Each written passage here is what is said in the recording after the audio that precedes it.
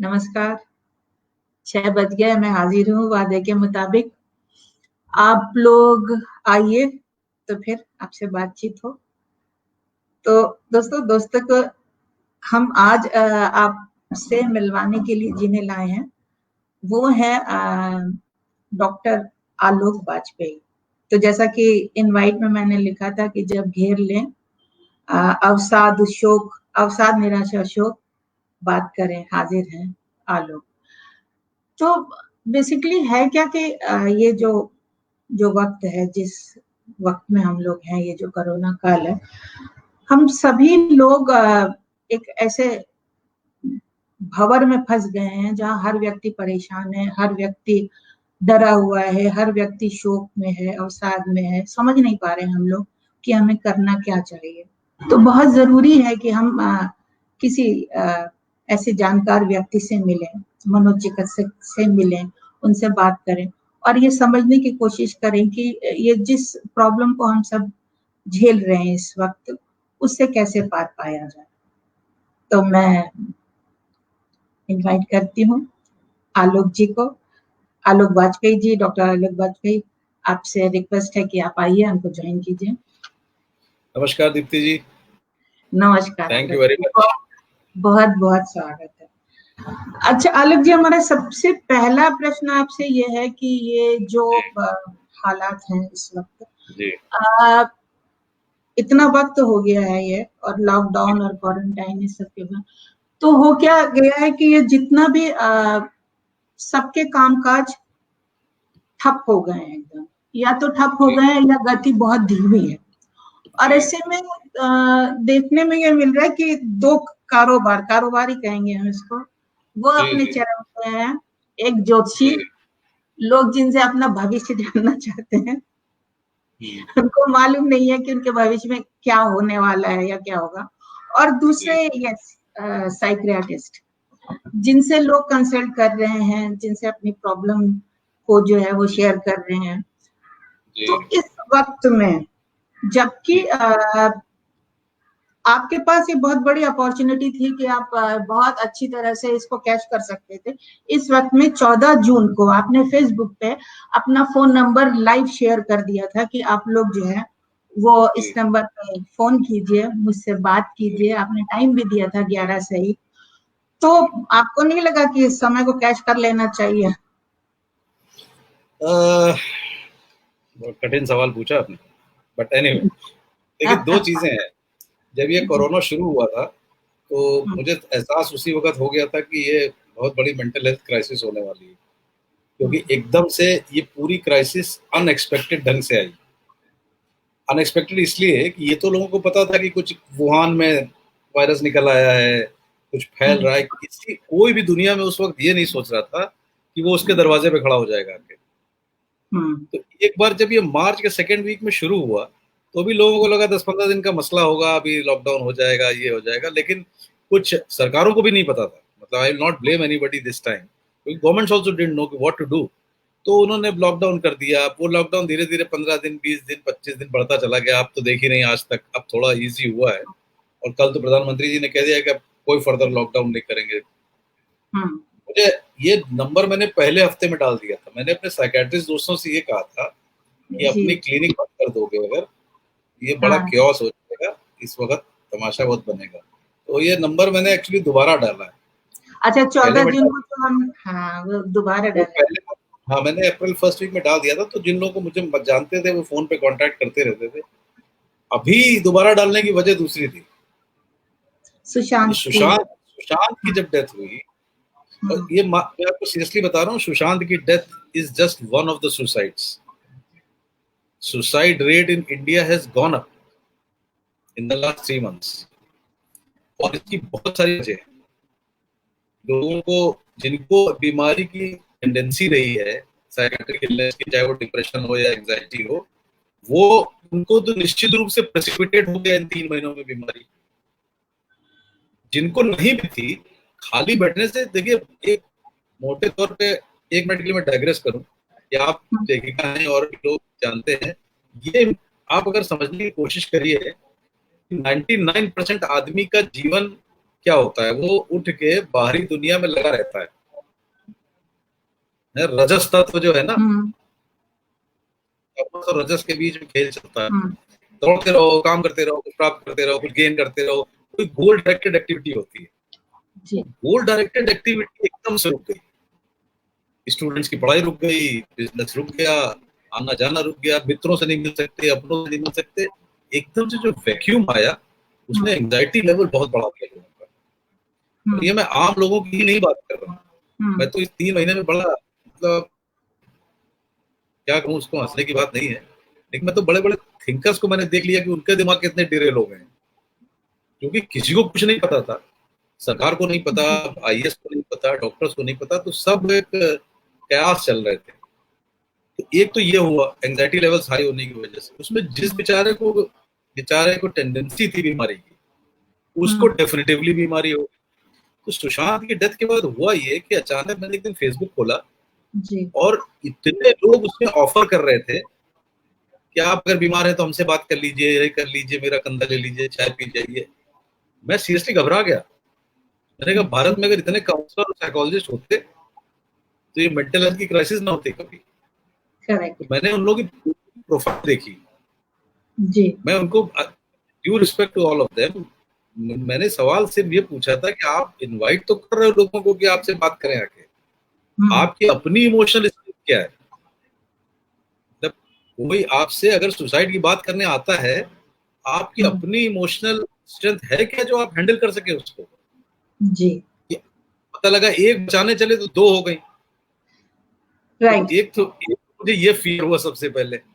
दूसरा फियर मुझे ये हुआ कि चूंकि हिंदुस्तान में कोई क्रेडेंशियल्स किसी के नहीं होते और कोई ऐसा रेगुलेटरी सिस्टम नहीं है, इसलिए जैसे चप्पे चप्पे पे मिल जाते हैं लोग, वैसे साइकोलॉजिस्ट और काउंसलर के एक बाढ़ आ गई है सोसाइटी में।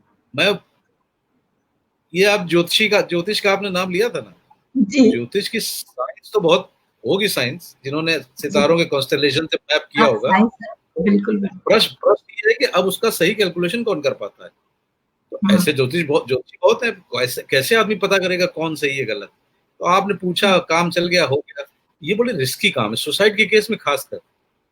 आप ऐसे पूछने जाए कि भैया हमें पढ़ाई नहीं कर हो रही, कंसंट्रेशन नहीं हो रहा, वो कुछ बता देगा दाएं बाएं आपको, आप कर लीजिए, सफल हो गया तो ठीक है। These are risky things. इसमें there is a lot of chance of people harming themselves. तो बहुत सारी हेल्पलाइन शुरू हो चुकी है। निमांस जो मेरा बेंगलोर में इंस्टीट्यूट जहाँ मैं पढ़ा साइकेट्री, वहां पे मैंने कहा भैया एक बेस्ट ऑप्शन ये है कि अपना नंबर भैया फ्री में डाल दो, तो लोग कम से कम फोन कर लेंगे, 2-4 मिनट बच जाए, किसी की जिंदगी बची जाती होगी, बचे भी होंगे, क्योंकि मैंने तो क्लिनिक बंद ही नहीं करी थी।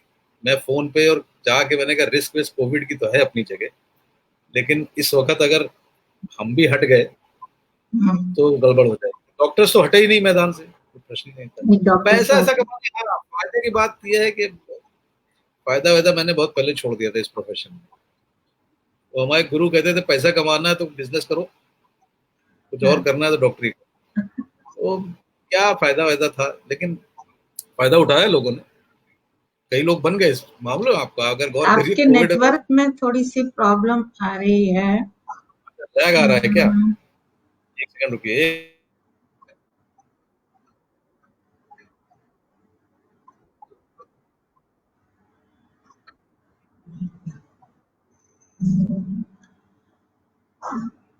आलोक जी के नेटवर्क में थोड़ी प्रॉब्लम है, तो हम लोग थोड़ा वेट कर लेते हैं। अब आया? अब ठीक है? नहीं, आवाज अटक अटक के आ रहा है सब कुछ।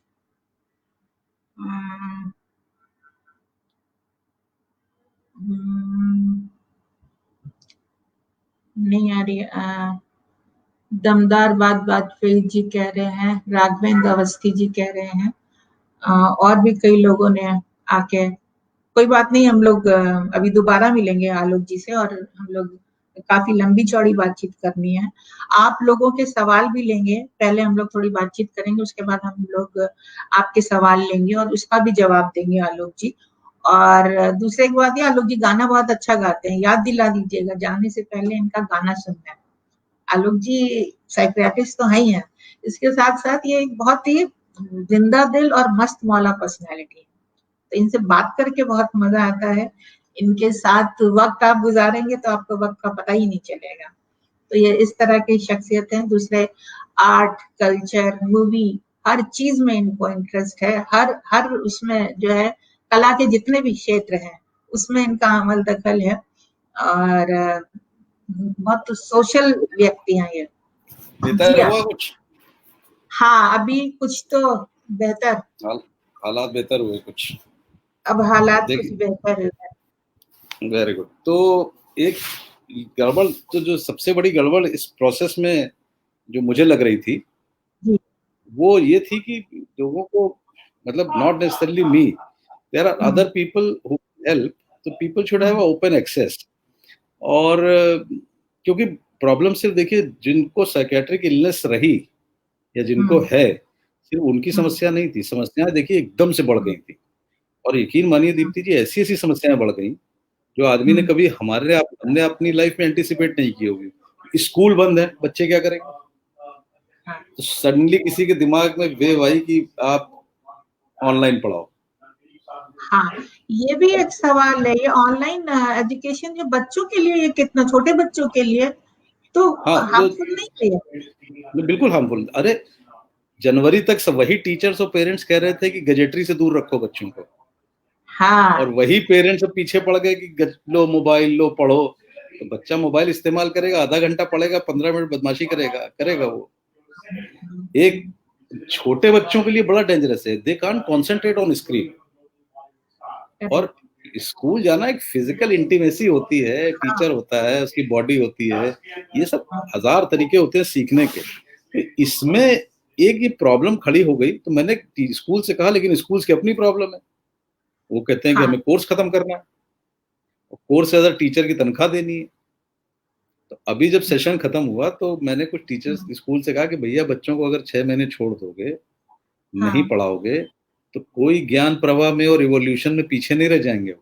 हाँ, मतलब छोटे बच्चों के साथ तो ये नहीं होना चाहिए। उनको जी। भी छोड़ दीजिए, क्या फर्क पड़ रहा है? 1-2 साल अगर वो पीछे हो जाते हैं तो कौन सा उनके नहीं, जीवन में। और कोई पीछे नहीं होगा, क्योंकि पूरी दुनिया की क्लॉक पीछे हो गई। हाँ। जब पूरी दुनिया की क्लॉक पीछे हो गई तो कोई रेस रही नहीं गई। वो तो आप, मेरे इसका मतलब ये है कि आप सीधे सीधे बराबर पे चल रहे हैं ना आप। तो अब ये, लेकिन आप समझिए, तो आजकल कई लोग, जैसे आप, दूसरा मैं आपको उदाहरण दे रहा हूँ, ये तो जी। जिनकी रोजी रोटी अटकी थी हम्म, उनका तो एक प्रॉब्लम थी, हम्म, लेकिन जिनके पास सेल्फ सफिशिएंट था, जो 3-4 महीने सस्टेन भी कर सकते थे, हम्म, उनकी क्राइसिस पैदा हो गई कि दिन भर, बड़ा मतलब कमाल है। अब बाद में कभी हम्म, इस पे लिखिएगा आप, जी। हंसने वाली बात नहीं, लेकिन अब 3 महीने बाद थोड़ा हंसा भी जा सकता है कि जी। जो लोग बड़े क्लेमेंट थे कि बड़े हम समझदार हैं और रिश्ते और ये वो, जहां हाँ। बंद कमरों में एक साथ रख दिए गए, हाँ। 4 दिन हाँ। में सबके पंजे निकला एक दूसरे के प्रति। हाँ। हाँ, ये बहुत बड़ी बड़ी प्रॉब्लम, मतलब मुहाल हो गया एक साथ रहना। एक साथ रहना मुहाल हो गया। क्लैशेस और मैं तो तो अब इसको अगर आप पर्सपेक्टिव में देखिए, तो हम्म, बीमारी तो 5-10% लोगों को थी। डिप्रेशन था, एंजाइटी थी, उन सबको हम्म, तो बेचारे बीमार हैं, उनका तो बीमारी हो गई। कुछ लोग एंजाइटी प्रोन थे तो उनकी एंजाइटी बढ़ गई। बाकी हिंदुस्तान में मजेदार चीज हो गई, आप तो हम्म, फेसबुक देखती हैं, जी। मतलब हिंदुस्तान की, मैं सीरियसली, मतलब एक शब्द मैं इस्तेमाल कर रहा हूँ, जी। हम लोग की पोल खुल गई पूरी। और पोल ऐसे खुल गई, एक हाँ। बार पहले भी खुल चुकी है पोल। हम्म, मोदी जी ने एक बार डीमोनेटाइजेशन कर दिया था, या जी। अगर आपको हाँ। याद हो। हाँ, बिल्कुल याद है। ये हमारा देश जो है, हाँ। जो कहता है हम बड़े आध्यात्मिक हैं और त्याग है और हम तो सब छोड़ देते हैं, है हाँ। ना, ये महान लोग 24 हम्म, घंटे बिना पैसे के इंतजार नहीं कर पाए। हाँ, सही, अगले दिन बिल्कुल सही। एंजाइटी लेवल कितना हाई था। हम्म, यही देश जब एक क्राइसिस फेस करता है जिसमें मृत्यु का भय है, या जी। आपसे सिर्फ ये कहा गया है भाई शांत बैठो, अब देखो हाँ। क्या होता है, मतलब इसका मतलब ये है कि हम लोगों की अपब्रिंगिंग और हम्म, एक हमारी सोसाइटल थिंकिंग हम्म, में कुछ बहुत गंभीर फ्लॉ है। मतलब ऐसा क्या हम्म, हो गया कि हम लोग शांत नहीं बैठ सकते, हम में से हर आदमी को बोलना है, हर आदमी को अपना ओपिनियन देना। What was the problem? Why can't people just stick to the work which they were doing और नॉट डूइंग, व्हाटएवर। ये इनिशियली 15-20 दिन मुझे, मतलब मैं सीरियसली बैठ के दीप्ति जी मैंने सोचा, मैंने मुझे लगा ये कि मैं अक्सर वर्कशॉप्स में कहता हूँ मैं कि हमारे देश में जहाँ हम लोग ये क्लेम करते हैं कि हमें, हमारे यहाँ सब कहा जा चुका है, हम लोग क्लेम करते हैं कि ये बड़ी बड़ी चीजें हैं, साइंस हुई, ये हुई, ये पार्शियल ट्रूथ है। हमारे यहाँ साइंस और टेक्नोलॉजी चाहे भले हुई हो चाहे ना हुई हो, वो तो एक दूसरा ईगो ट्रिप है, पर हमारे यहाँ एंशियंट टाइम से लेके मिडिवल एज तक दिमाग के अंदर बहुत गहरी छलांग लगाई गई थी, चाहे कुछ ही लोगों ने लगाई हो, और वो अपने पीछे ज्वेल्स छोड़ गए थे। ज्वेल्स बड़े सिंपल थे, ज्वेल्स एक बात के लिए कहते थे कि कैसे आप अपनी लाइफ मैनेज करें, राइट। एक आपद धर्म होता है, क्राइसिस वाला धर्म, वो कैसे आप मेंटेन करेंगे। तो अगर आप गौर करिए तो हमारी पूरी ट्रेनिंग, चाहे महात्मा गांधी के 30 सालों में रही हो, चाहे बुद्ध के समय में रही हो, चाहे पहले जहां भी चले जाइए देखते रहिए, मैं तो आप सिर्फ जानती है, मैं तो बस रिएटरेट कर रहा हूँ, वहां पे सफरिंग कैसे आप स्टोइकली, कैसे बैलेंस से सफरिंग आप देखोगे, वो ट्रेनिंग दी गई हमेशा। सही, हम उससे बहुत दूर चले आए ना, बहुत दूर चले आए। हमें ये ट्रेनिंग जो हमारी बेसिक कल्चर, इंडियन थॉट्स जो है, it is about one thing, कि कैसे विरोधाभासों में, कैसे कॉन्ट्राडिक्शंस में, कैसे क्राइसिस में संतुलन आप कैसे बनाते हैं। अब की बार मुझे ऐसा एहसास हुआ कि पहले 70 साल की ट्रेनिंग ने, या उससे पहले की भी ट्रेनिंग ने, अब ब्लेम वेम करना बेकार है कि ब्रिटिशर्स ने किया कि किसने किया, हमने अपने बच्चों को सिखाया ही नहीं कि सफरिंग कैसे होती है। तो जब रियल सफरिंग आ गई सामने, तब हम सब एक्चुअली हिल गए। हाँ, हम सुविधाएं मुहैया कराने में ही लगे रह गए जी, है ना? हाँ, हम ये किसी को बस, और बड़ी इंपॉर्टेंट बात है, दूसरी इंपॉर्टेंट बात ये है कि हम इतना गेन ओरिएंटेड लाइफ जीते हैं कि कुछ करते रहना है, हमें कुछ अचीव करना है, पैसा करना है, नाम करना है, जो भी करना है हमें, मतलब कुछ करते रहो बिना वजह के। सिर्फ आनंद के लिए जीना होता है, ये किसी ने नहीं सीखा। हाँ, ये तो लैक है, एकदम लैक है। मतलब हमें आनंद के लिए भी बहाने चाहिए, हमें यही नहीं। हाँ, मतलब आनंद अंदर स्वतः, उसको वो दाल रोटी में है, आप लो तो आता ही नहीं है। तो सिर्फ आनंद के लिए करो तो, हाँ। लेकिन है क्या, लेकिन जब this country was looking inwards when it was trying to find out great things, हमने पिछले 30-40 सालों में आउटवर्ड लुकिंग शुरू कर दी है। जब आप अमेरिकन मॉडल ऑफ हैप्पीनेस ले लेंगे, American model of happiness was very clear, वो एक्सटर्नल चीजों पे अपना हुक लगाता है। तो एक्सटर्नल चीजों, समयवार चीजें आज चली गई, बात खत्म। हमने 30 साल में अंदर देखना बंद करके बाहर देखना शुरू कर दिया। इसमें हुआ ये कि जहां बाहर बंद हुआ, अंदर आज जाना आता ही नहीं है ना, सीखा ही नहीं। अब दूसरा, उसकी फ्लिप साइड ये है कि हम लोग तो बड़े ही इतने पूजा पाठ रिचुअलिस्टिक, मतलब कमाल है कितना ज्यादा इस देश में होता है। मैं तो कभी कभी कहता हूँ यार, मंदिर भरे हैं, मस्जिद भरी है, गुरुद्वारे भरे हैं, डॉक्टर भरे हैं, अस्पताल भरे हैं, अदालत भरी है, कितनी प्रॉब्लम है भाई इस कंट्री में। मतलब आधा हिंदुस्तान से ज्यादा वहीं भरा हुआ है। लेकिन हम लोग कहते हैं नहीं नहीं, हमें क्या, हर आदमी से आप बात करके कभी रैंडम देख लीजिए कि भैया मृत्यु चीज, अरे मरने से नहीं डरता हूँ, तो मरने से नहीं डरता हूँ, 3 महीने में पता लग गया कितना मरने से डरता हूँ ना। बिना मरे मर गए, बिना मरे मरे, मतलब कोविड ने इतने नहीं मारे हुए, भय से प्रॉब्लम खड़ी हो गई लोगों को। सही है। अच्छा ये बताइए आलम जी, आप ये बताइए पहले, आपके जहन में कहाँ से आया कि आपको साइकियाट्रिस्ट बनना है? नहीं, मैं थोड़ा सा, डॉक्टर तो मुझे बनना ही था, वो तो बचपन से एक इंस्पिरेशन थी आसपास वालों की, लेकिन मेरा थोड़ा सा बचपन से ही कुछ इंटरेस्ट मेरा ये थोड़ा जो ये फ्रिंज की चीजें होती है ना, मिस्टिसिज्म, ये ऑकल्ट में उतना नहीं था मुझे, मैं बहुत रिचुअलिस्टिक आदमी नहीं हूँ, रिचुअल और कर्मकांड में बिल्कुल नहीं, लेकिन वो जो मिस्टिसिज्म होता है, जैसे सूफीज्म मुझे अट्रैक्ट करता था, कृष्ण बहुत अट्रैक्ट करते थे। तो जो आपने कृष्ण पे लिखा भी है ना? जी जी जी, पोएट्री भी लिखी है मैंने कुछ, और वो जितने लोग सुन रहे चाहें तो मुझे अपना नंबर ईमेल व्हाट्सएप कर दें तो मैं भेज दूंगा फ्री में उनको। इम्पोर्टेंट चीज ये थी कि तो मुझे ब्रेन समझने का बड़ा लगा रहता था कि ब्रेन कैसे समझना है। तो ब्रेन समझने के लिए nearest was either go to psychology और साइकेट्री, पर डॉक्टर चूंकि बन चुका था तो इसलिए मैं साइकेट्री चूज करी। फिर मैं निमांस नाम का इंस्टीट्यूट है बैंगलोर में, 7-8 साल रहा वहां, मैं स्लीप पे रिसर्च कर रहा था, स्लीप एक मेरा पैशन है। और जी, तो एक तो ये रही, लेकिन इवेंचुअली हुआ ये कि फिर मैं प्रैक्टिस करने लगा, तो प्रैक्टिस के साथ क्योंकि आईआईटी से मैं जुड़ गया था आते ही, तो मेरा दूसरा एक बड़ा हिडन पैशन है फिजिक्स। अच्छा। तो अल्टीमेटली दोनों कन्वर्ज किए जाके फिजिक्स ऑफ ब्रेन पे, कॉन्शियसनेस और कैसे ब्रेन करता है, तो वो रिसर्च से कुछ एक किताब भी निकल आई अभी 1-2 साल पहले, जिसका नाम ही मैंने माया इज रियलिटी रखा है। माया इज रियलिटी। जी, मेरी एक टेड टॉक भी पड़ी हुई है उस पे। तो उसका मजमून सारा ये है कि ब्रेन जो है आदमी का, वो 5,000 साल में जैसा हमें पता है, और 2 लाख साल 3 लाख साल जैसे भी इवॉल्व हुआ है, ब्रेन एक बड़ी मतलब बड़ा कॉम्प्लिकेटेड है। Complicated in the sense, I should not से कॉम्प्लिकेटेड, कॉम्प्लेक्स है। वो करता ही क्या है कि जितने इनपुट्स जा रहे हैं ब्रेन में, आंख से, नाक से, कान से, टच से, वो सारे सिग्नल्स को लेकर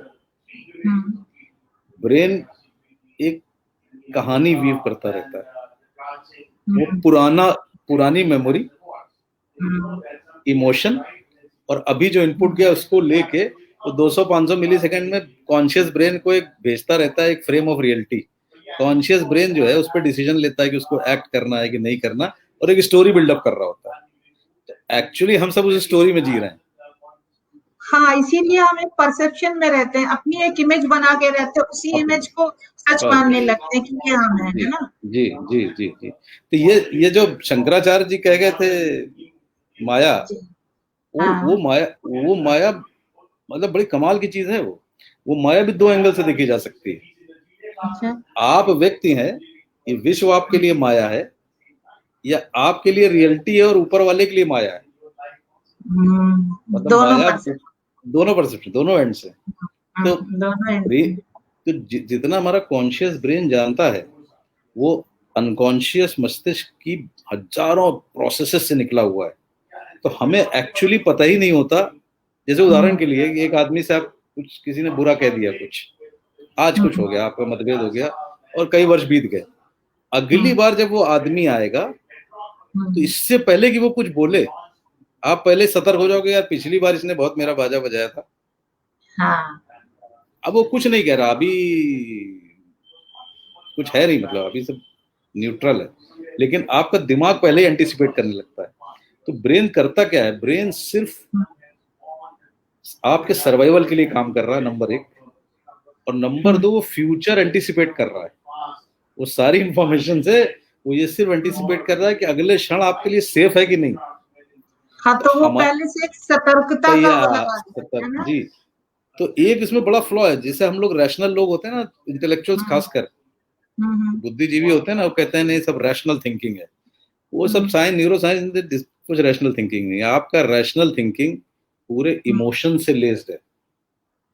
एक्चुअली आपका मन में कोई स्टिमुलस दिया जाए तो आपका मन देखेगा वही जो आपकी मेंटल स्टेट है।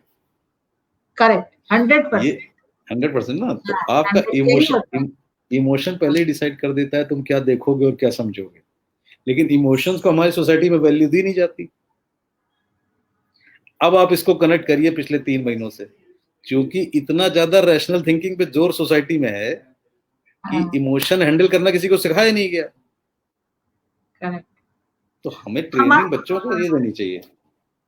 हाँ, आप सही कह रहे हैं, हमारे यहाँ इमोशंस को वो इम्पोर्टेंस ही नहीं दी गई है। हाँ, उन पे काम ही नहीं किया गया है बेसिकली। हाँ, इमोशनल फूल। हाँ, मतलब कोई आदमी इमोशनल है उसको फूल कहते हैं हम लोग। तो कमाल के लोग हैं, वो तो अलग बात है। हाँ, और हमारी सोसाइटी जो है वाकई, मतलब जो लोग इमोशनल हैं वो उसे हाइड करते हैं, उसे छुपा के जी रखते हैं कि अगर जी। पता चल गया कि हम हाँ। इमोशनल हैं तो ये कुछ बहुत गलत बात हो जाएगी, हमारी इमेज खराब हो जाएगी। जी जी जी। और इमोशनल मतलब वो अगर कॉन्शियसली छुपा लें अगर, तो भी ठीक है। वो रिप्रेस करते हैं, वो उसके लिए हाँ अपने को कर्ज करते हैं हाँ कि, और जब जब वो करते हैं, वो अपने क्या करते हैं कि वो इतना दबाते हैं, पर वो एक बात भूल जाते हैं हम लोग सोसाइटी में, कि जो विचार या इमोशन आपके दिमाग में उपज गया, वो कहीं जाने वाला नहीं, वो अपनी कीमत लेके जाएगा। आप आज उसको दबा दीजिए, राइट। अगर आज आप उसको दबा देंगे तो कल वो किसी न किसी परवर्ट रूप में निकलेगा। हमारी हाँ सोसाइटी की सारी गड़बड़ी इसीलिए है। इसी इसीलिए कहते हैं हमें सहज रहना चाहिए, रोना आता है तो रो हाँ। लेना चाहिए, गुस्सा आता अब है तो गुस्सा हो लेना चाहिए। बिल्कुल, अगर अगर आप इस चीज को, अब आप जरा इस कंट्री में फीमेल्स की स्थिति से जोड़िए, तो हाँ 2 मिनट में एनालिसिस बदल जाएगी सारी। सारा फेमिनिस्ट डिस्कोर्स बदल जाएगा। फेमिनिस्ट डिस्कोर्स इसलिए बदल जाएगा कि जड़ में प्रॉब्लम कुछ और है। जड़ में प्रॉब्लम ये है, ये जो लड़की की तरह रोते हुए हों, सेंटेंस है हाँ ना, हाँ, है? ये फ्रेज ही है, लड़कियां लड़कियों की तरह आंसू बहा रहे हो। हाँ हाँ, ये थॉट हाँ 50% पॉपुलेशन में बैठा हुआ है मेल्स के अंदर। तो वो एक फॉल्स हम्म, ब्रेवाडो लिए रहते हैं। उनको रोने में बड़ी प्रॉब्लम है। अब वो जब रोने में प्रॉब्लम है तो आप दबाओगे तो कहाँ जाएगा वो? अगर बहुत बड़े संतुलित दिमाग के हो तो उसको आप क्रिएटिव चैनलाइजेशन कर देंगे, सिनेमा बना देंगे, म्यूजिक कर देंगे। पर इतना कितने लोग होते हैं? कम लोग होते हैं ना। आप तो बंबई में रहती हैं, आप फिल्म इंडस्ट्री जानते हैं, जी वहीं कितने क्रिएटिव लोग हैं। हाँ एक्चुअल क्रिएटिव बम्बई में थोड़ा छोटा परसेंटेज है, बाकी तो सब हाँ, दुकानें चल रही हैं। सही सही है। तो ये ज्यादातर मेल, ये 90% ये परिवर्तित होता है क्रोध में। वो क्रोध आप फिर अपनी पत्नी पे निकाल लें कि किस पे निकाल लें, ये सब। सो जो मैस्कुलिनिटी जिसको कहते हैं, हम्म, वो मेरा ख्याल है ट्रेनिंग ये होनी चाहिए कि लड़कों को हम्म, उनकी इमोशनलिटी एक्सेप्ट करना सिखाना चाहिए। हाँ अगर वो ये करेंगे तो हाँ मेरे ख्याल से ये सब डिस्क्रिमिनेशन हो जाएगा कम। मैं एक्सटेंशन इसका आपको बता रहा हूँ। हम्म, ये हुए हमारे बापू महात्मा गांधी, ठीक, उन पर बड़े इल्जाम जी लगते हैं, खासकर औरतों को लेकर। हम्म, मैं तो गांधी पे प्रोग्राम हम्म, करता हूँ, एन आवर विद द महात्मा नाम से। सब जगह लोग मुझसे सवाल पूछते हैं। कहीं कहीं जवाब सुनने वाले लोग होते हैं, कहीं नहीं होते। महात्मा गांधी के ऊपर जितने इल्जाम लगे हैं, लोग ये हम्म, भूल जाते हैं कि जो औरतें उनके साथ रह रही थी, उनमें हम्म, से किसी ने इल्जाम नहीं लगाया था। ये सब बात के ठेकेदारों ने लगाया, पहली बात तो।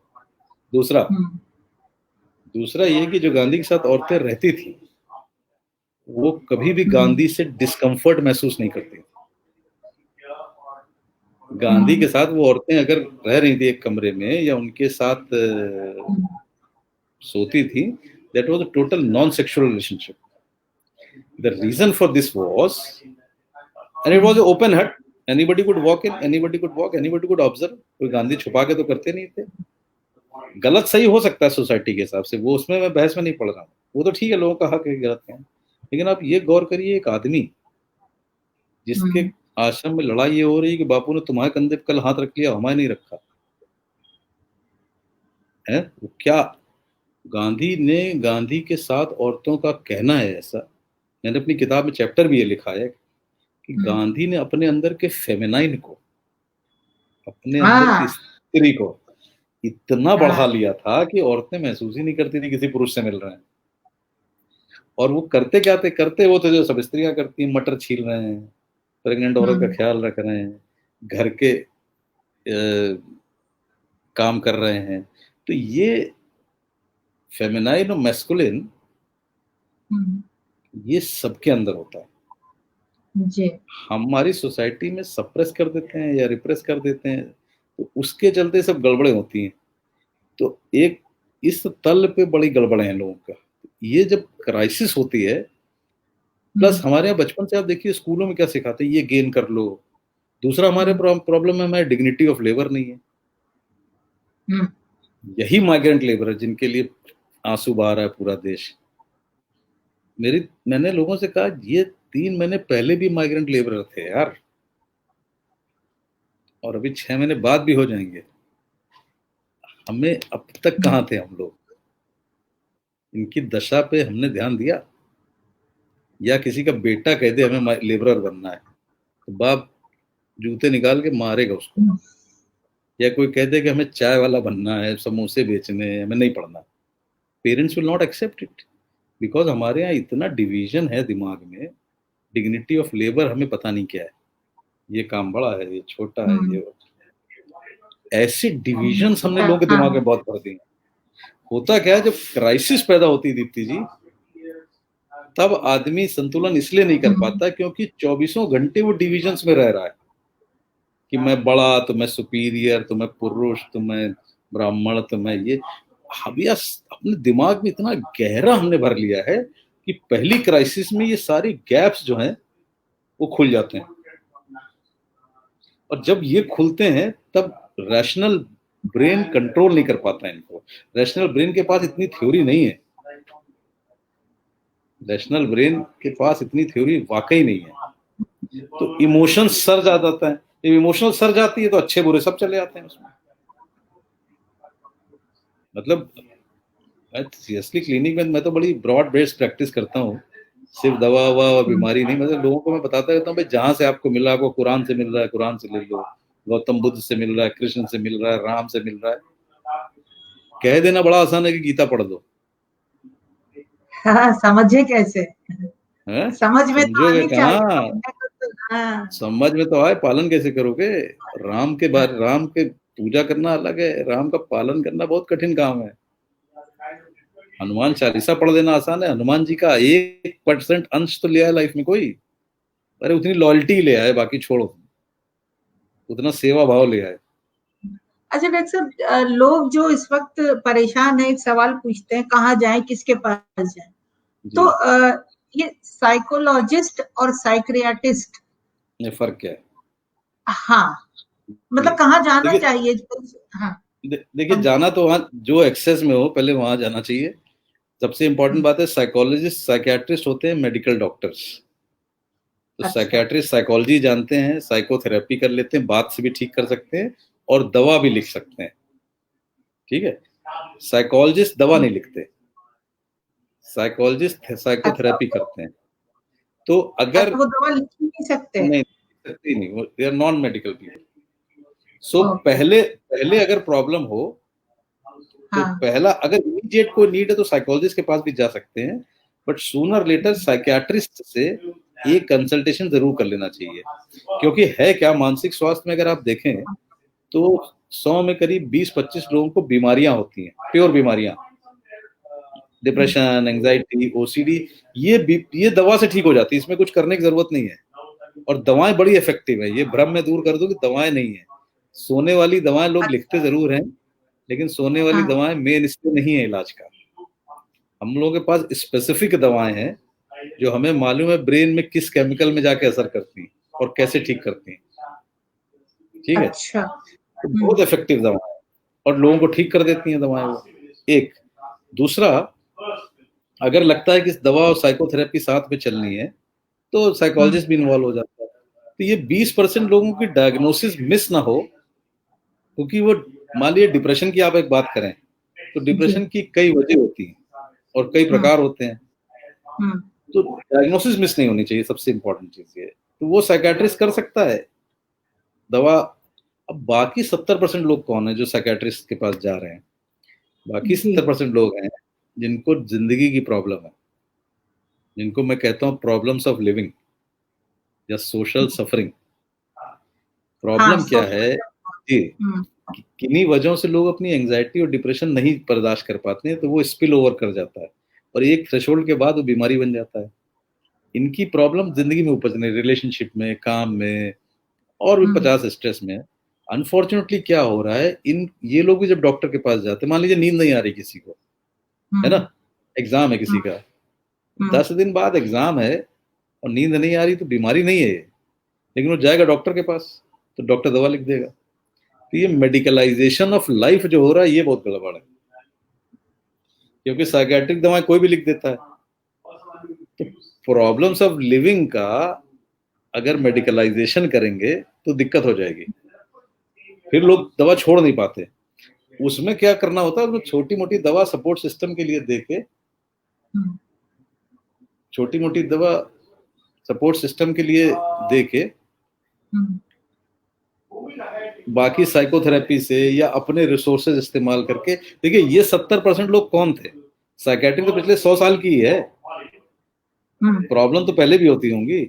ये 70% लोग किसके पास जाते थे, मित्रों के पास जाते थे, बुजुर्गों के पास जाते थे, परिवार के पास जाते थे, रिलीजन में जाते थे, ये सब करते थे। अब वो सब क्लिनिक में आ जाते हैं, बीपी हाई हो गया, एंजाइटी हो गई, सो ऑन सो फोर्थ। ये 70% लोगों के लिए बहुत जरूरी है कि साइकोलॉजिस्ट और साइकेट्रिस्ट मिलकर काम करें। लेकिन कोई भी हो, आप अगर साइकोलॉजिस्ट अच्छा है तो वो आपको बता देगा कि आपको दवा की जरूरत है तो आप साइकेट्रिस्ट के पास चले जाइए। सिमिलरली अच्छा साइकेट्रिस्ट ही बता देगा। हाँ जी जी जी, ये काउंसलर बहुत सारे हैं, मतलब एक ये फैशन हो गया है काउंसलिंग का। लोग जो काउंसलिंग कर रहे हैं और ऑथराइज नहीं है, और ये जैसा कि आपने शुरू में कहा था, ये एक फैशन बन गया है जी कि मतलब लोग सर्विसेज दे रहे हैं और वो समझते हैं कि वो बहुत अच्छा काम कर रहे हैं। जी जी जी तो ये वो नहीं है नीम हकीम खतरा है जान। नहीं बिल्कुल खतरा है जान है। इसमें प्रॉब्लम क्या है ना, हमारे उनकी देश में काउंसलिंग जो है वो कितनी कारगर होती है ये। देखिए छोटी मोटी काउंसलिंग काउंसलिंग एक ऐसा शब्द है जिसका जिसका मैक्सिमम दुरुपयोग है हिंदुस्तान में, है ना। काउंसलिंग बहुत दुरुपयोग। काउंसलिंग मुझसे अगर आप पूछिए ना, तो काउंसलिंग एक इलाज का तरीका होता है साइकोथेरेपी, उसके पीछे पूरी साइंस है। काउंसलिंग का सिंपलेस्ट मीनिंग ये होता है कि एक प्रॉब्लम है, उसके लिए किसी से हमने डिस्कस किया और प्रॉब्लम का सोल्यूशन निकल आया। एक बच्चा कंप्यूटर सेंटर में गया, उसने कहा कौन सा कोर्स ले, वो काउंसिल कर दिया उसने, ठीक। मैराइटल काउंसलिंग, मियाँ बीवी लड़ रहे हैं, कोर्ट कहती है जाओ कराओ, एक काउंसलर है दोनों प्रॉब्लम सुनता है, कुछ रास्ता बता देता है। लेकिन अनफॉर्चुनेटली क्या हुआ, स्कूल्स में सबसे ज्यादा शुरू हो गया राग ये। अच्छा बच्चे बेचारे कैप्टिव क्राउड होते हैं, जो जिसको बैठा दोगे सुन लेंगे, वो उनकी कोई से तो है नहीं, बच्चों की कोई से नहीं है इस कंट्री में। अगर अगर स्त्रियों की नहीं सुनी जाती तो उससे ज्यादा बच्चों की नहीं सुनी जाती। तो किसी भी प्रिंसिपल से अगर आप बात करें, वो अपनी ड्रॉर खोलेगा, 50 पन्ने दिखा देगा, काउंसलर्स के नाम पे भीड़ लगी हुई है। तो कोर्सेज छोटे मोटे चलते हैं, 90% कोर्सेज में कोई क्लिनिकल एक्सपोजर नहीं होता। मतलब लोग सर्टिफिकेट और डिग्री लेके चले आते हैं जिसमें उन्होंने 5 मरीज नहीं देखे होते अपनी जिंदगी में। लेकिन चल हिंदुस्तान में इसलिए रहा है क्योंकि नंबर ऑफ साइकेट्रिस्ट और नंबर ऑफ साइकोलॉजिस्ट बहुत कम है। कम है, ये एक कारण है। हाँ कम है। दूसरा प्रॉब्लम ये है कि तमन्नाई लोग बहुत होते हैं। तमन्नाई मतलब जैसे आप दो लोगों को बुला के सिखा दीजिए, तो 4-6 दिन में जब उनको कुछ शब्द मालूम हो जाएंगे तो वो क्या करेंगे, सबसे पहले आपकी पीठ पे एक लात मारेंगे और अपनी एक दुकान खोल लेंगे। दुकान खोलने पे तो आप रोक नहीं सकते किसी को, वो बहुत नुकसान करते हैं। वो ये संघर्ष तो मैं तो 22 साल से प्रैक्टिस में कर रहा हूँ। मैं सिर्फ लोगों को ये सलाह देता हूँ कि आप जिसके पास भी जा रहे हैं, आजकल आपके पास व्हाट्सएप है, इंटरनेट है, उसका क्रेडेंशियल चेक कर लीजिए। अगर आपके इर्द गिर्द कोई साइकोलॉजिस्ट है जो उसने एमफिल किया हुआ है, एमफिल को माना जाता है कि साइकोलॉजिस्ट, ठीक, आप चले जाइए उनके पास।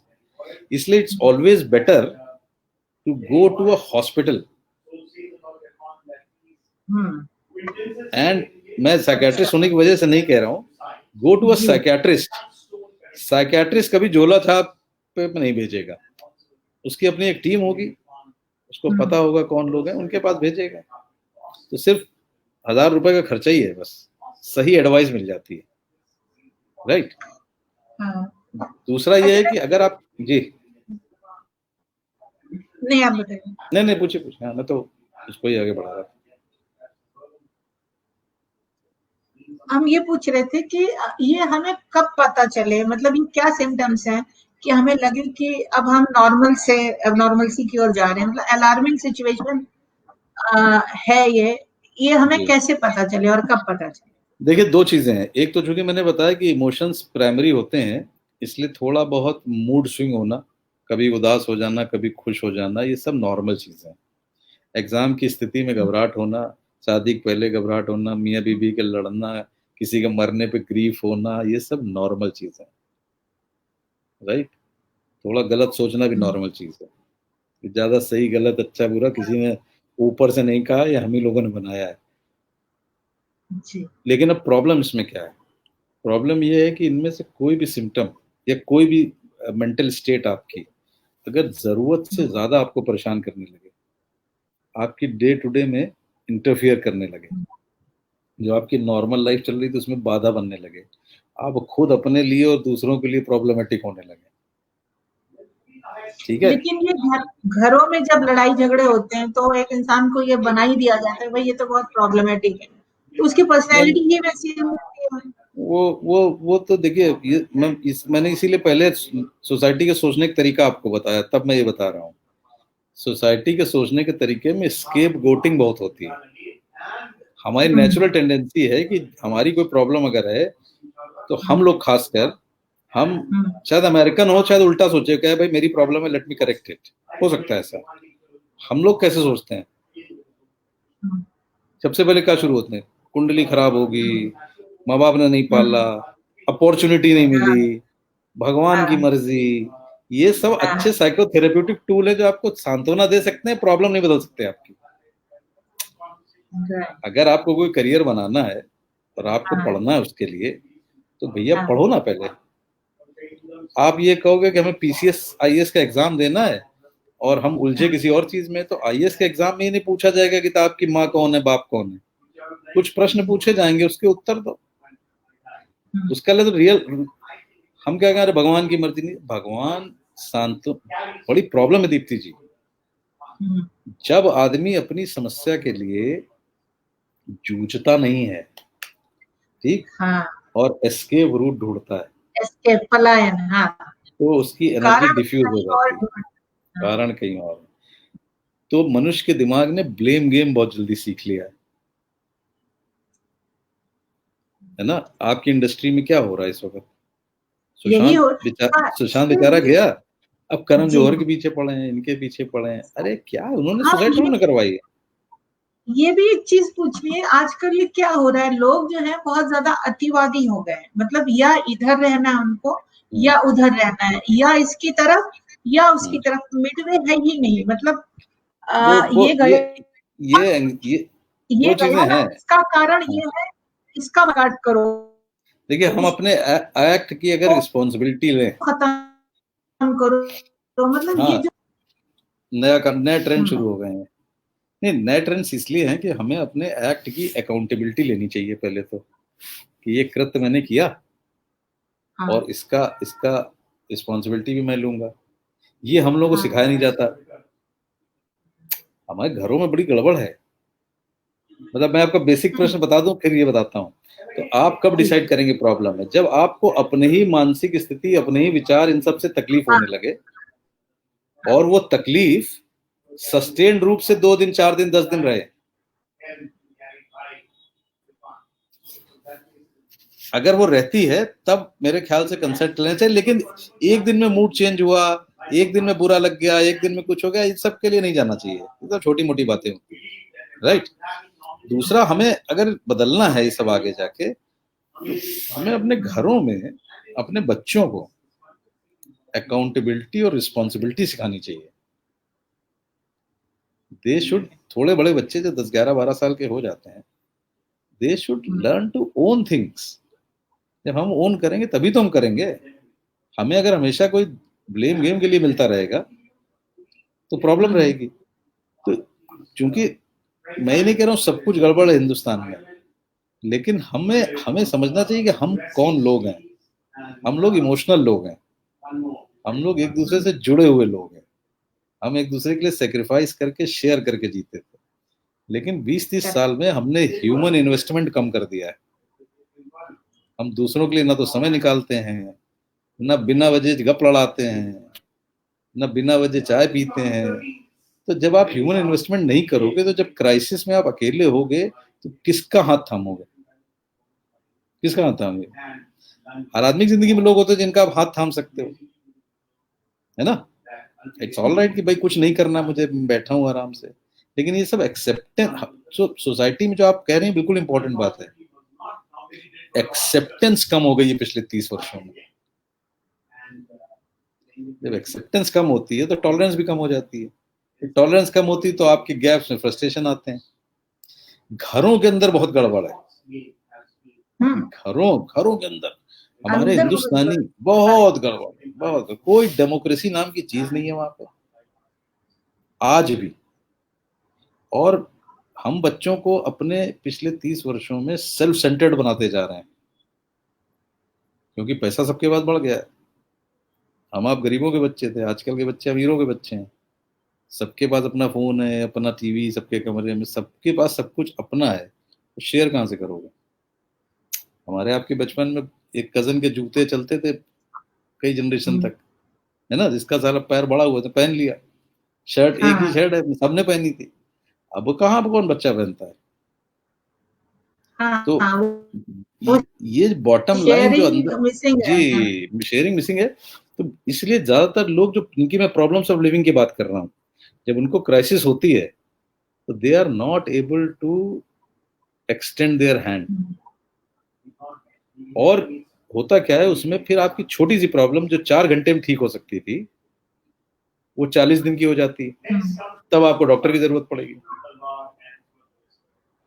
तो ये डिसीजन की कब जाना है, ये प्योरली इस बात पे निर्भर करता है कि आपको तकलीफ कितनी है अपनी मेंटल स्टेट से, या आपके घर के अंदर लोगों को कितनी तकलीफ है।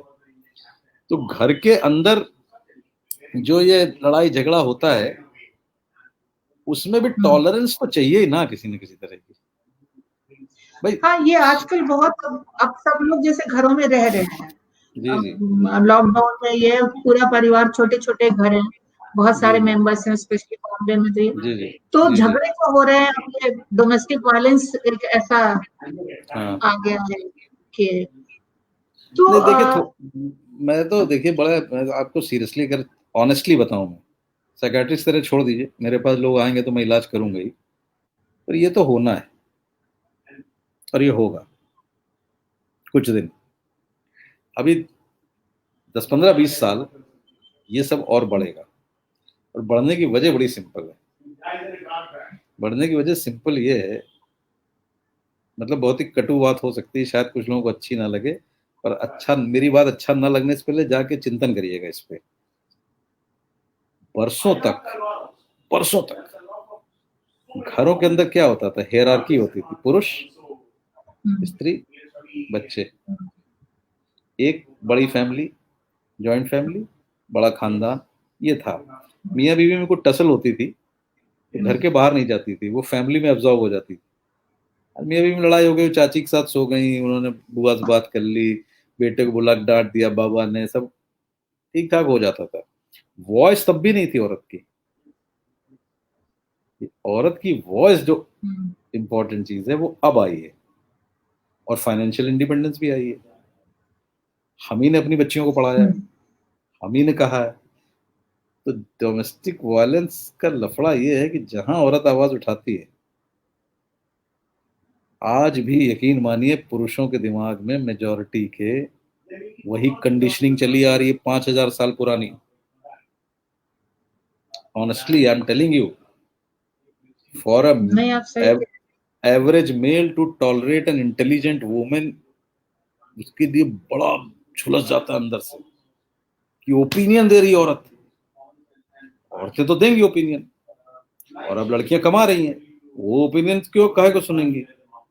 तो सोसाइटी में ये डिस्टरबेंस इरिवर्सिबल हो गया। मैं आपको ये बताने की कोशिश कर रहा हूं, इसका इलाज डोमेस्टिक वायलेंस बढ़ाना, सप्रेशन बढ़ाना, वॉइस दबाना, ये सब नहीं है। People should change. They should become more tolerant and accepting. At a very, very large level, they should accept कि भाई बदलाव आ रहा है। और पुरुषों को छोड़ दीजिए दीप्ति जी, माओ को बदलिए, माओ को बदलिए सही, इस देश की।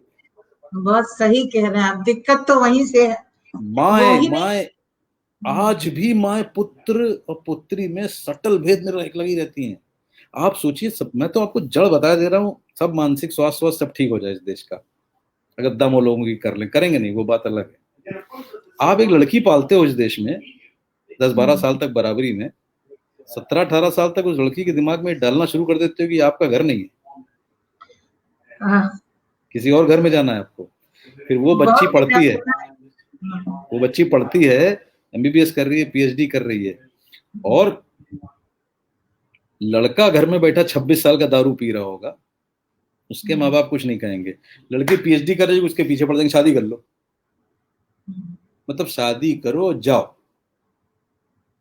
अबे क्यों जाओ भाई? रिस्पॉन्सिबिलिटी उधर। नहीं तो मैं कब तक ये देश ये सोचता रहेगा कि बेटी हमारी हमारी है, ये उसका घर है? अब कब बेटी तक? तो बोझ है ना, लड़का अरे तो कमा के खिलाएगा। तो मतलब एजुकेशन कुछ बदल ही नहीं रहा इस देश में। हाँ, अब आप सोचिए, इसका दूसरा एस्पेक्ट सोचिए, आप जो घर की बात आ रही थी मैं उससे कनेक्ट कर रहा हूँ। एक लड़की जी, घर छोड़ के आती है, उस घर में एडजस्ट करने की कोशिश कर रही होती है, वो घर उसका होता नहीं, वो घर उसकी सास का होता है, और जब तक सास दुनिया से निकलती है बुढ़ी चुकी होती है। 17-18 साल वो बच्चे पालने, पति संभालने इसमें लगी रहती है। सडनली उसको एक दिन लगता है कि अब हमें अपनी लाइफ ठीक करनी चाहिए, तब तक उसकी सारी कैपेसिटी खत्म हो चुकी होती है। ठीक, वो लेयर दर लेयर, लेयर दर लेयर, लेयर दर लेयर, लेयर दर लेयर वो फ्रस्ट्रेशन डाले ले रही है। किसी दिन घड़ा भर जाता है, फिर जब वो लीड हटती है तो वो रिवोल्ट करती है, जब वो रिवोल्ट करती है तो डोमेस्टिक वायलेंस होती है। मतलब प्रश्न ये है कि एक एवरेज आदमी के लिए ये सत्य जीवन के हट नहीं सकते। हमारे यहाँ मेंटल हेल्थ और साइकेट्री का ओरिजिन बहुत सारा सोसाइटी में हो रहा है, अमेरिका में अलग होगा। बीमारियों को आप 10-20% छोड़ दीजिए, ये प्रॉब्लम्स ऑफ लिविंग हमारे यहाँ दूसरे रूप में है। सिर्फ साइकेट्रिस्ट साइकोलॉजिस्ट से ठीक नहीं होंगी ये बड़े लार्ज लेवल के काम की जरूरत है मेंटल हेल्थ के लिए।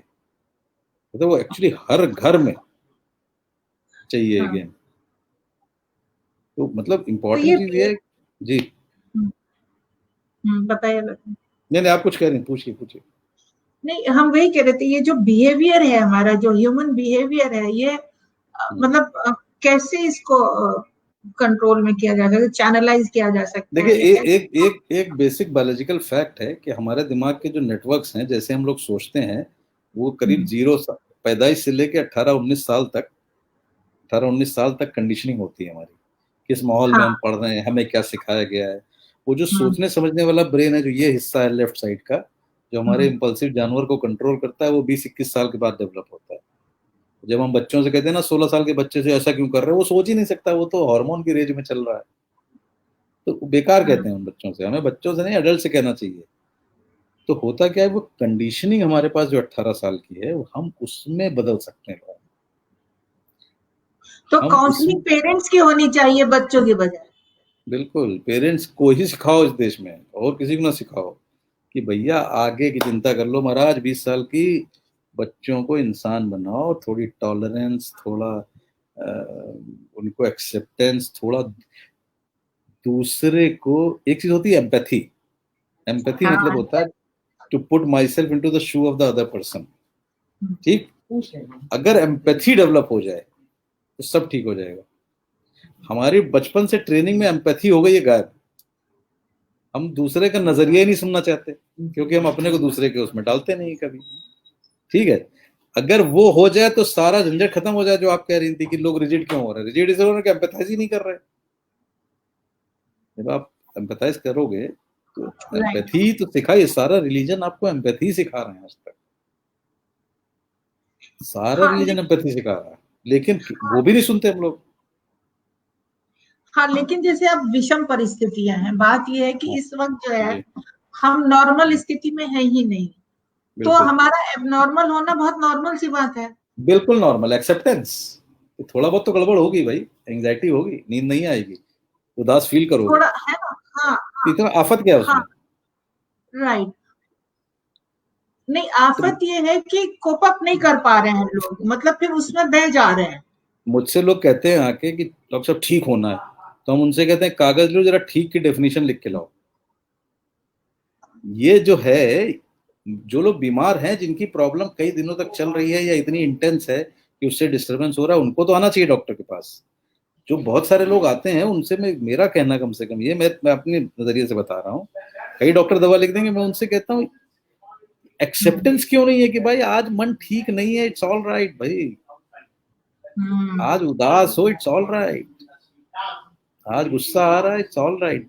लेकिन एम्पैथाइज करो, अपना को दूसरे पे मत थोपो यार, है ना। हमें नॉर्मल ह्यूमन इमोशन की कदर नहीं है एक्चुअली। नॉर्मल, फॉर एग्जाम्पल, जी। वो कहेंगे लस्ट खराब होती है। अरे भैया, लस्ट खराब होती है तो ये सारी कायनात चल कैसे रही है, ये बता दो मैं। तो आप अगर उसको अच्छा नहीं कह सकते तो खराब तो ना कहिए। अब लोग लड़ रहे हैं एक्सेप्टेंस नहीं है, वही अरे मतलब लड़, वो। हाँ, उसी में दबा रहे हैं अपने को। आपको इतना तो होना चाहिए, अगर आप एम्पैथाइज करेंगे तो मुझे आपसे कुछ कहना है तो मुझे में इतना और आप में इतनी कैपेसिटी होनी चाहिए कि मैं कहूँ और आप सुनिए, आप समझिए, बात खत्म करिए। इतना बड़ा क्या प्रॉब्लम है उसमें। तो हमें, मेरा तो अब प्रश्न, अतीत के 3 महीने भूल जाइए। I am very keen to look at as a scientist next 1 year whether these 3 months have really changed people at all, or are we going to live the same way like we were living. ये देखने वाली बात है। लग अभी ये रहा है कि we will be worse. America ने तो साबित ही कर दिया वी विल बी वर्स।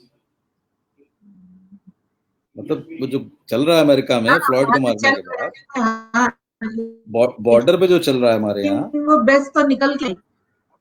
हाँ, तो मतलब हम, सवाल ये कि हम, क्राइसिस हमें नहीं चेंज कर रही, ज्ञान हमें नहीं चेंज कर रहा, हत्याएं नहीं चेंज कर रही, मतलब क्या चेंज करेगा आफ्टर ऑल हमें।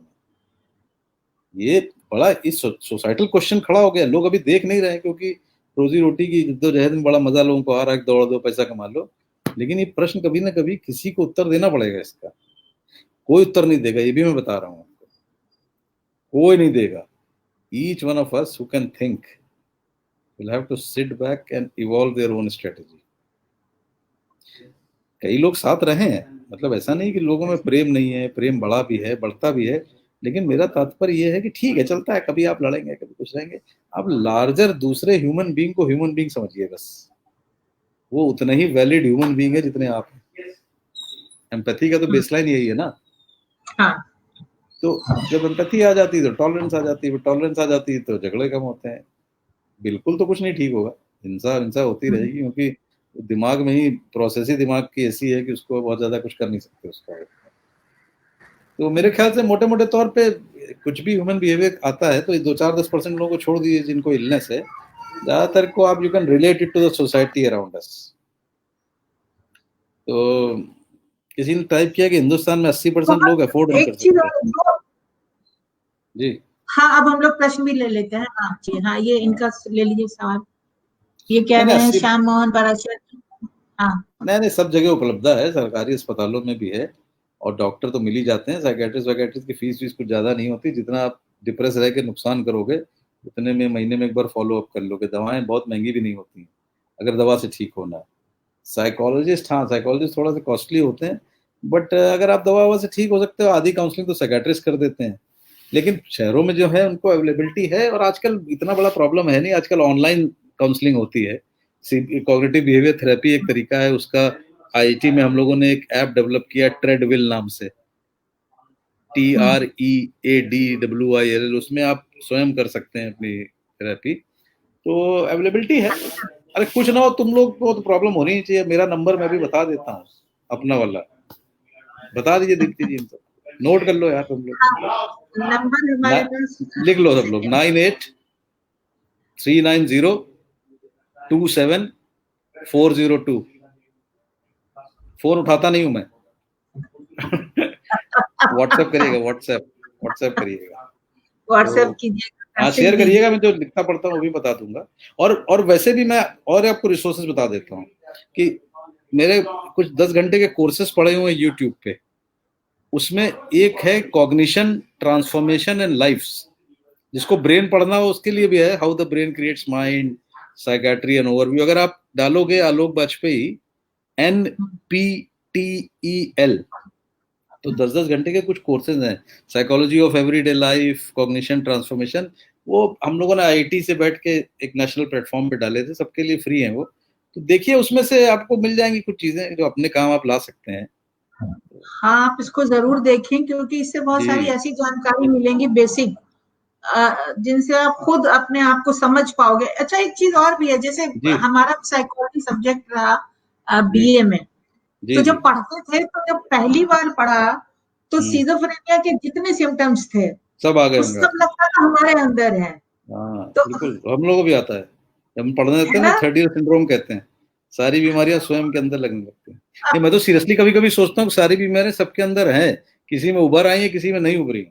हाँ, सच यही है शायद कि कुछ लोगों ने जो है, मतलब हम अवेयर नहीं है, जिस दिन आ जाएंगे उस दिन। नहीं, फॉर एग्जांपल सबसे कठिन बीमारी आजकल हो गई जिसको ऑब्सेसिव कंपल्सिव डिसऑर्डर कहते हैं।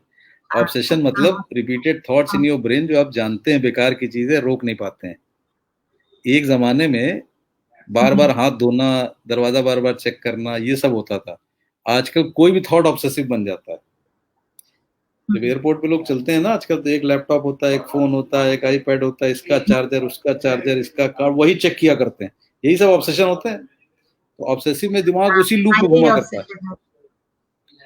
OCD बहुत बढ़ गया है, ऑब्सेसिव कंपल्सिव डिसऑर्डर इसलिए बढ़ गया, भय जो है दिमाग में दबा रहता है, वो एकदम आ गया सरफेस पे। लोगों के दिमाग एक लूप में फंस जाते हैं, वही थॉट घुमा करता है, they are not able to break it. यही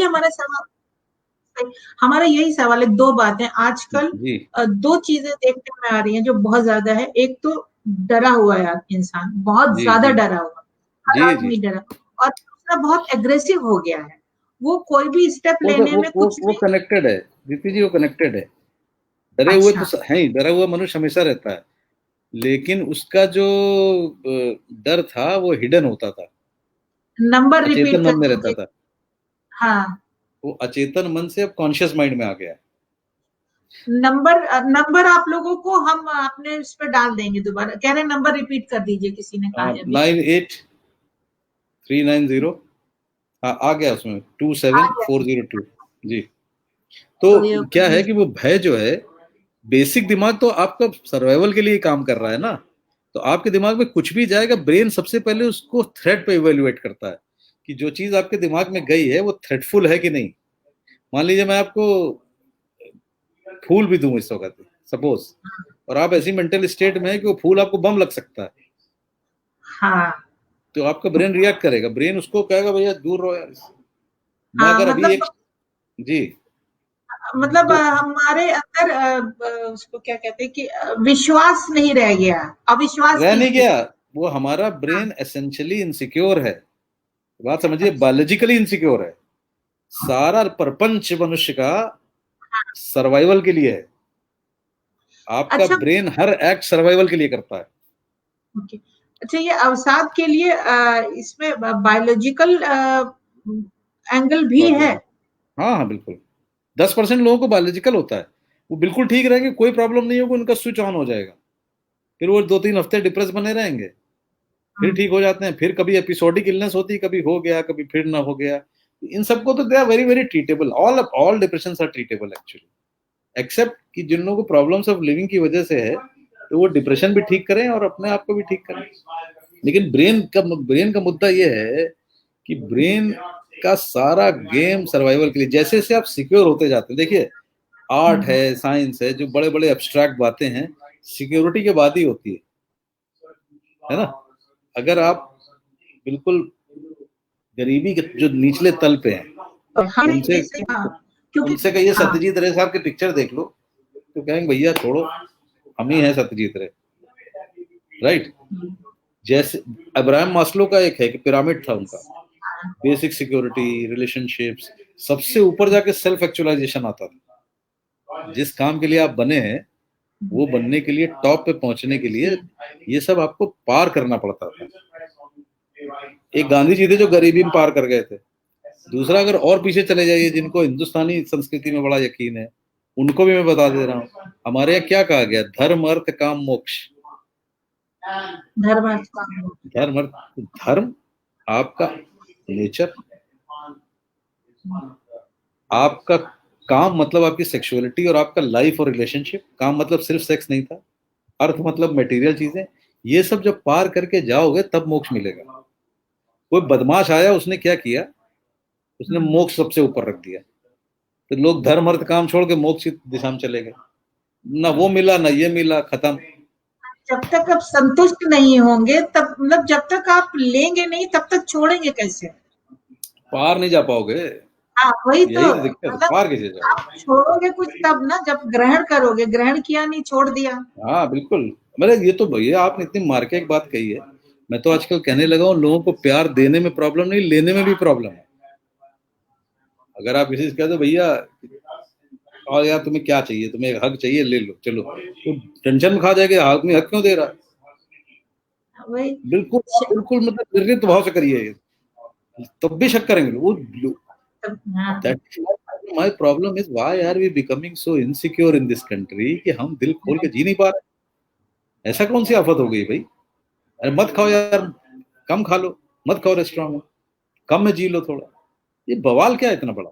जी श्याम मोहन पराशर जी पूछ रहे हैं कि ये ऑब्सेशन कैसे कम किया जा सकता है? ऑब्सेशन की बहुत अच्छी दवाएं आती हैं, साइकेट्रिस्ट के पास जाए, दवा खाएं, ठीक हो जाएंगे, सिंपल काम है। और उसके बाद एक कॉग्निटिव बिहेवियर थेरेपी होती है।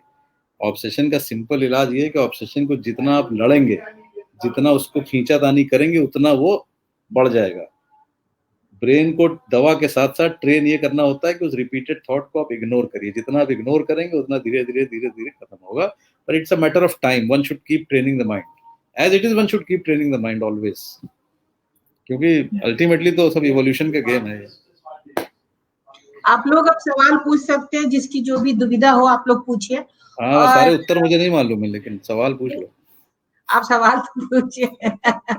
ये पूछ रहे हैं क्या हाँ क्यों नहीं होता डिप्रेशन? भाई, श्याम मोहन जी हाँ पीछे पड़ गए मेरे। भैया हाँ। मुझे बहुत होता है डिप्रेशन दादा, चिंता ना करो। लेकिन मैं रो वो भी लेता हूँ, मुझे कोई शर्म नहीं आती इसमें। तो मेरे डिप्रेशन निकालने के मुझे बहुत तरीके पता है, तो अपने अपने हाँ तो तरीके ये ईजाद करो। एग्जैक्टली, और ये एक नॉर्मल सी बात है। अगर आपको डिप्रेशन नहीं होता है तब आप अब नॉर्मल है। हाँ अरे सही ना? बिल्कुल, बहुत बड़ी बात, सही बात। है ना? डिप्रेशन तो ह्यूमन ह्यूमन माइंड है। आप इस इंस्टेंस में जितनी देर में हमने बात की, हम सब इमोशंस के सारे रस में जा चुके होंगे। ऑनेस्टली अगर अपने आप से आप पूछिए, मुझे बताने की जरूरत नहीं है, हम में से हर एक आदमी ने पूरी रेंज ऑफ इमोशन एक्सप्रेस कर लिए होंगे। सीरियसली बता रहा हूँ। हाँ क्यों, क्यों नहीं? ऐसा हो नहीं सकता कि ना हो। लेकिन हमें चिपकना किसी इमोशन से है हम्म। वो। और दूसरा एक महत्वपूर्ण बात ये भी है दीप्ति जी, ये फ्री विल और डेस्टिनी और ये सब चीजें जो है ना, आदमी के पास बहुत ज्यादा विल नहीं है, क्योंकि वो फिजिक्स के रूल्स में कैद है। सितारे हम्म। बना रहे हैं या फिजिक्स के रूल बना रहे हैं, वो छोड़ी, इतनी विल आदमी के पास जरूर है। और इतनी ही विल है कि उसके पास जो सामने उसके आ रहा है उस पर वो रिएक्ट कैसे करेगा।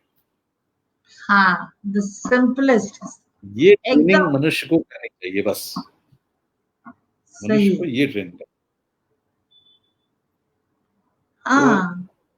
ये अगर आप सही कर लें दिमाग में, तो काफी समस्याएं आपकी हल हो हो जाएगी। गया। अच्छा, कुछ लोग हैं, जैसे एक और चीज है आजकल, एक प्रॉब्लम हो रहा है, बहुत सारे लोग जो हैं वो हम्म। अकेले रह रहे हैं। अकेले मतलब जी जी एकदम अकेले, जिसे बॉम्बे जी में जी खासकर ऐसा है जी कि जी बच्चे जी जी।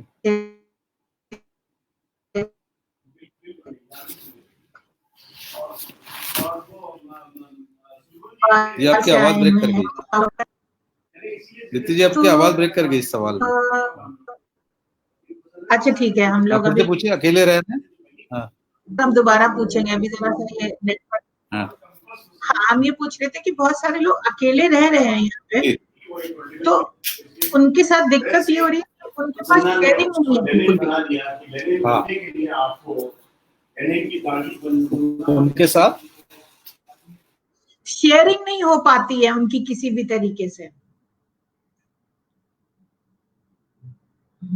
थोड़ी सी प्रॉब्लम आ गई है नेटवर्क की, तो कोई बात नहीं। बाप रे, टाइम काफी हो गया, पता ही नहीं चला बातों बातों में। तो तो बात हम लोग जो आप कर लोग रहे अपने थे, सवाल अगर किसी को आ पूछने गए जो हैं तो। बात हम लोग करते ह्यूमन इन्वेस्टमेंट की। अगर मान लीजिए हाँ अकेले अकेले रहना मजबूरी है उनकी, किसी वजह से हाँ कोई घर में नहीं भी है, तो जहां भी रह रहे होंगे मनुष्य तो होंगे वहां आसपास, नहीं, है ना? मनुष्य तो है, मतलब जैसे बंद, अब लॉकडाउन जब चल रहा था हाँ, ना, तो उनकी, लॉकडाउन की स्थिति थोड़ी विचित्र थी, पर हाँ, ये देखिए, इस समय टेक्नोलॉजी ने बचा लिया लोगों को। सही है, इंटरनेट ने, मोबाइल ने, व्हाट्सएप ने बचा लिया। मतलब वरना तो फंस जाते लोग बहुत लंबा। लेकिन ये लोगों को निकल के, अपने से निकल के लोगों को अप्रोच करना चाहिए। इस बात में न पड़े ना कि कोई हमसे बात नहीं कर रहा तो हम नहीं करेंगे। इतनी बड़ी दुनिया में कुछ ना कुछ तो होगा, जहाँ रह रहे हो कोई पड़ोसी होगा, कुछ होगा, मेड होगी, सफाई वाला होगा। अरे ये सब आदमी है, बातें करो यार, गप लड़ाओ, कौन सा उसमें जाके 200 साल जीना है वैसे भी। ये तो सवाल आया है। हाँ, क्या है, ब्रीदिंग एक्सरसाइज हाँ, ब्रीदिंग हेल्प्स। एक्सरसाइज। ये भैया रामदेव जी से पूछो, हमसे ना पूछो। इसके एक्सपर्ट बाबा रामदेव। ना ना, कृष्ण पूछ रहे हैं, we have free will. Exact free हाँ, विल तो नहीं कुछ है, क्योंकि फ्री विल हो नहीं सकती। इसलिए नहीं हो सकती क्योंकि आपके ब्रेन और माइंड बाउंड है बॉडी से। बॉडी के सिग्नल्स, फिजिक्स के लॉ, धरती घूम रही है, सूरज, सब कुछ फिक्स्ड है। बॉडी की प्रोसेसेस, तो इतनी सारी चीजों से तो आपका अनकॉन्शियस माइंड बाउंड है। तो अनकॉन्शियस माइंड जो भेजता है आपके दिमाग में, उसमें फ्री विल नहीं है, पर विल इतनी है कि how are you going to react to something, whether you going to act, how are you going to emote. ये महत्वपूर्ण बात है। तो वो फ्री विल फिलोसफिकल डिस्कशन है, उसकी कोई वैल्यू नहीं है आज की दुनिया, न्यूरो साइंस के हिसाब से नहीं है। और एनर्जी वेस्ट भी नहीं करनी चाहिए, है भी या नहीं भी है तो क्या फर्क पड़ रहा है उससे? ये आपकी जिंदगी में कोई मुकुल फर्क नहीं पड़ रहा है। मुकुल शर्मा पूछ रहे हैं कुछ, देखिए। लोनलीनेस, अरे क्या बंधु, प्रेम वेम करो, मस्त रहो, खाओ पियो, ऐश करो, जाके क्या करना है। जिस भी स्थिति में हो उसमें जीवन जियो, और क्या करना है। हॉबी आपकी पाल लो। लाइफ, मैं कह हाँ, रहा हूँ हॉबी पाल लो। हाँ, हाँ, हॉबी पाल लीजिए। आजकल तो जो, अगर बॉडी ट्रेवल नहीं कर सकती तो माइंड ट्रेवल करने के लिए इंटरनेट है। सिनेमा देखिए, व्हाट्सएप है, फेसबुक है, दोस्त बनाइए, ये सब करिए। लोग अच्छे लगते हैं, ना लगते हैं तो किताबें पढ़िए, ये सब करिए। तो रास्ते बहुत है। बाकी आप लोगों को कुछ पूछना हो मुझसे, आप अलग वार्तालाप में पूछ लीजिएगा। चलिए ठीक है। तो अब हम लोग हाँ, निकलते हैं इससे बाहर। दीप्ति, पूनम जी गाना घर में आके सुना दूंगा, अभी ना हाँ, सुनिए। हाँ, देखिए, thank you Poonam ji, thank you so much. आप ही लोग का अभी तो अब इंतजार रहता है। अब जी, अभी ना सुनो, अभी ना सुनो यार, ऐसा ना करो। फिर सुना देंगे है, कभी। एक दिन गानों की महफिल करेंगे तब, पक्का प्रॉमिस। ऐसा तो अगली बार हुई है। नहीं नहीं, अगली बार गानों की महफिल।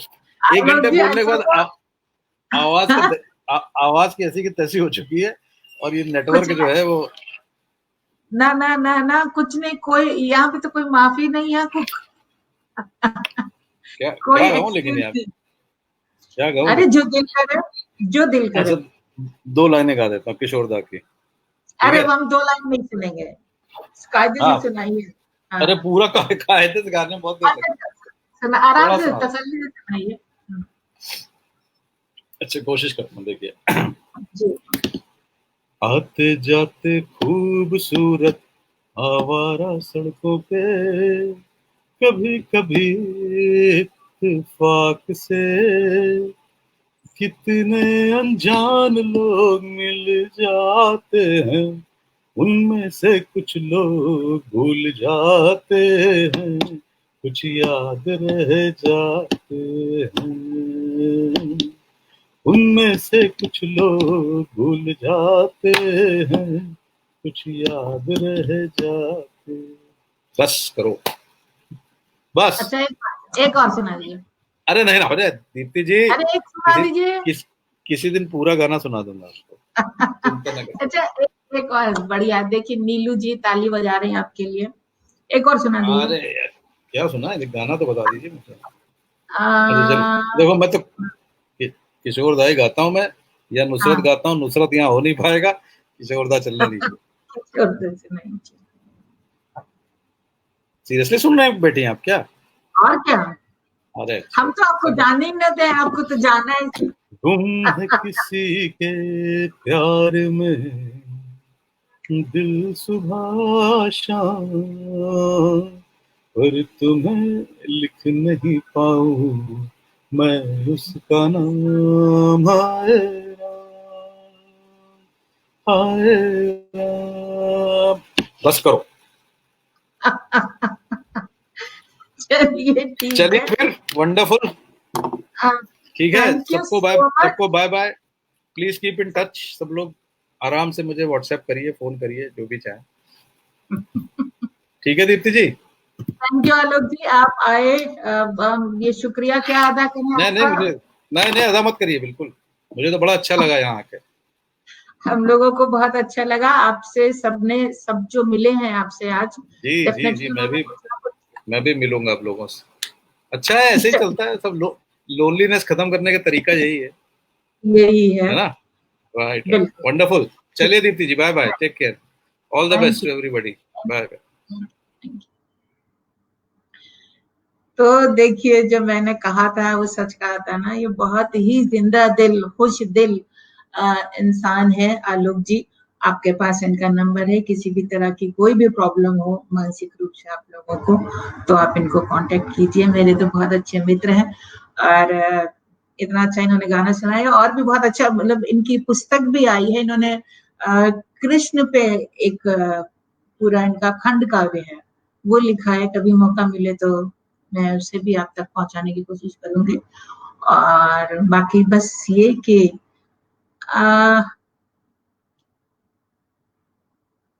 जो कुछ भी करना है इस वक्त, वो हमें खुद करना है। सबकी बातों को सुनते हुए, समझते हुए हमें कैसे संतुलित रहना है, ये हमें खुद सोचना है। तो अपने आप में हम इतना आत्मविश्वास लाएं, खुद को इतना स्ट्रांग करें, और जहां भी जरूरत हो, ये फॉल्स ईगो लेके नहीं चले कि हम स्ट्रांग हैं, या हमें कोई कमजोरी नहीं है, या हमें किसी तरह की दिक्कत नहीं है। ये जब भी कोई भी प्रॉब्लम हो तो हमें उसको डिस्कस करना है और उसको दूर करना है। इनको बुलाने का जो सबसे बड़ा कारण था वो यही था कि हमारे दिलों में, जहन में फोबिया होता है कि साइकियाट्रिस्ट के पास अगर जाएंगे तो हम पागल कहलाएंगे। ऐसा कुछ नहीं है। ये बहुत जरूरी है, मतलब जैसे खाना जरूरी है, जैसे सांस लेना जरूरी है, उसी तरह से हमारा मानसिक संतुलन बना रहे, ये बहुत जरूरी है। और इसके लिए जैसे हम, डॉक्टर साहब ने जैसा बताया कि जैसे हम डॉक्टर को कंसल्ट करते हैं, हमें बुखार आ जाता है तो भी हम डॉक्टर को फोन करते हैं, इसी तरह से जब भी हमें ये महसूस हो कि कहीं से कुछ भी ऐसा हो रहा है जो हमें एबनॉर्मल सी की तरफ ले जा रहा है, तो हम डॉक्टर को जरूर कंसल्ट करें। इनका नंबर आपके पास है, और बाकी जो भी आपके करीब हो, जिसको भी आप अप्रोच करना चाहें उससे जरूर